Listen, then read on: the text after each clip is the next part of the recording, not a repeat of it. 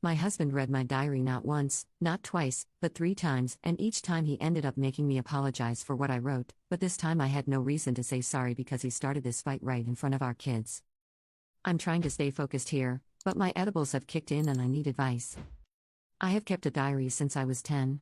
It is my form of therapy, and I do not police my thoughts. I have never let anyone read my diary.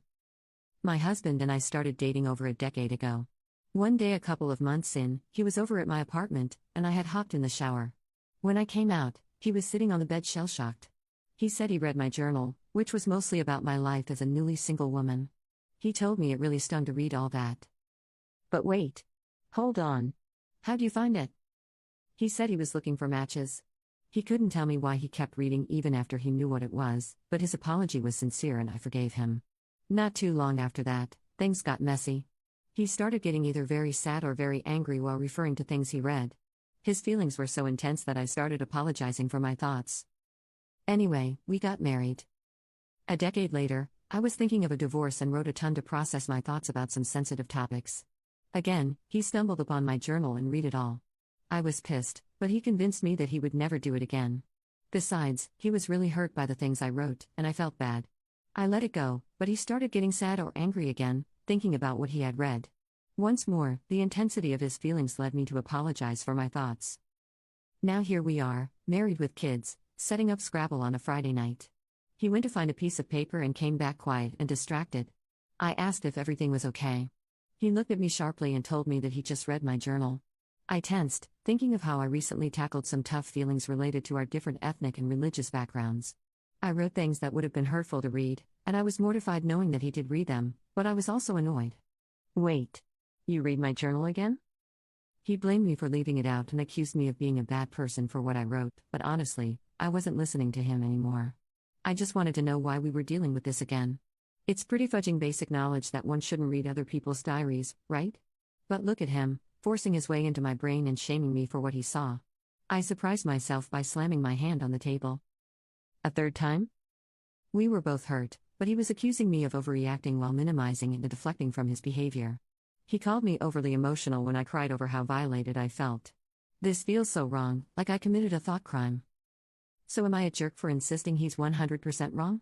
I'm so mad, but I am doubting whether my reaction was proportional to what he did. On a scale of 1 to 10, 10 being terrible, what would you rate someone reading your journal? And would you apologize for the things you wrote? Commenter 1. It's almost a guarantee he has read it more than these 3 times. It's a gross violation of trust and privacy and he never will change. Commenter 2. He's snooping into your most private thoughts and then manipulating you into feeling guilty. Buy a small safe for your journal and maybe even a decoy journal where you fill every page with, "My husband is a snoop." He swore he'd never look again, but he's a liar. My husband violated my privacy. My husband is a diary addict. Edit. Thank you all for your comments. I am overwhelmed. For those suggesting therapy, I have been in it for a long time, and I credit it for listening to the little voice in my head instead of ignoring it. Therapy gave me the insight to see what he was doing in real time. But to those saying you're a jerk, all I can say is that this type of behavior has been normalized so much for me, and I have been gaslit for so long, that I automatically convinced myself it wasn't that bad. I feel like I'm emerging from the upside down, and I have to relearn basic social norms. You have no idea how sad all of this makes me. Update 1. We talked today, and he continued to minimize what he did and kept steering the conversation to how hurt he was reading what I wrote.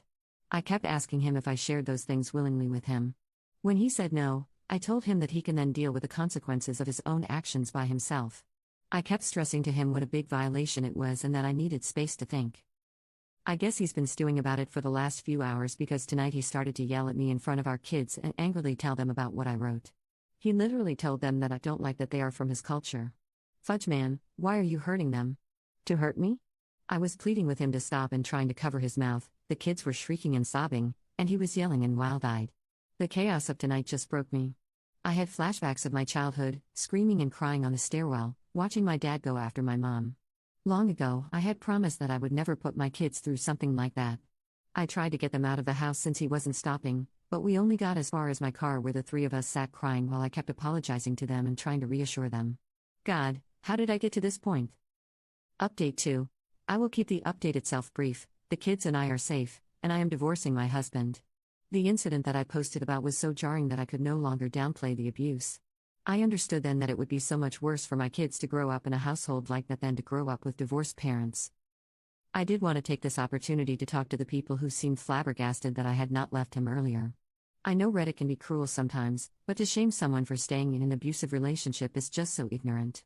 A person stays with an abuser for a myriad of reasons: fear, shame, mental health issues, lack of resources, lack of support, lack of money, the partner's coercive control, etc. Please educate yourself on abusive relationships before writing judgmental comments. In my case, I stayed because he was so good at manipulating and gaslighting, at sowing doubt and confusion, that I started taking notes during arguments because I felt like I was going crazy. He would say things and then deny up and down that he said them. He would tell me that I misinterpreted his words or that I had a bad memory or that I had anger issues. Meanwhile, he was the one punching at walls, breaking things, lying, and following me from room to room as I was trying to get away from him. After years and years of this, I left only when I saw how much staying would hurt my kids. To those in emotionally abusive relationships like mine, I want you to know that I see you. This is real abuse, even if it doesn't leave physical scars. Update 3, 8 months later.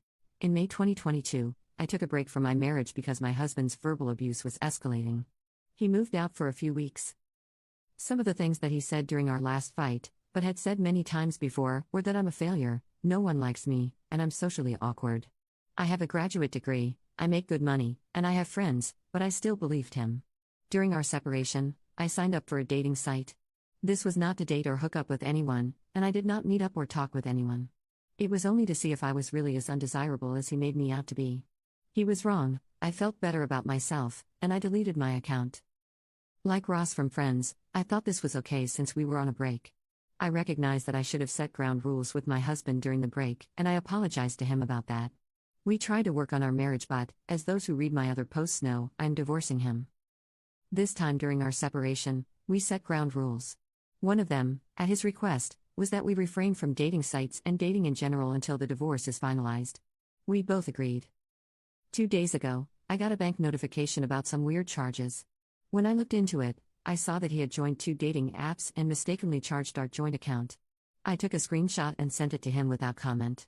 He responded that it was okay for him to do that because I did it in the past.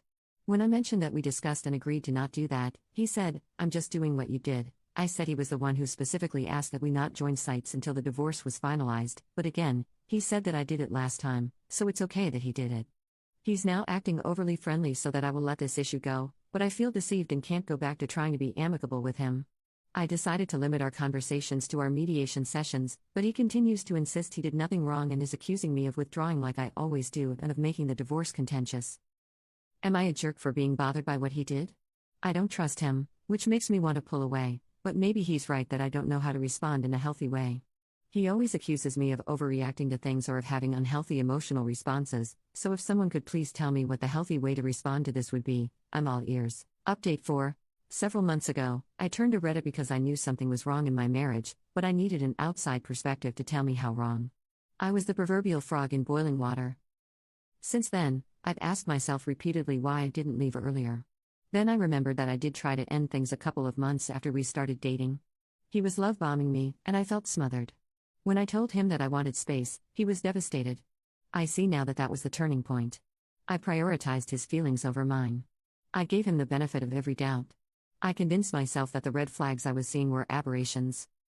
It hurts thinking about how much precious time I wasted on him.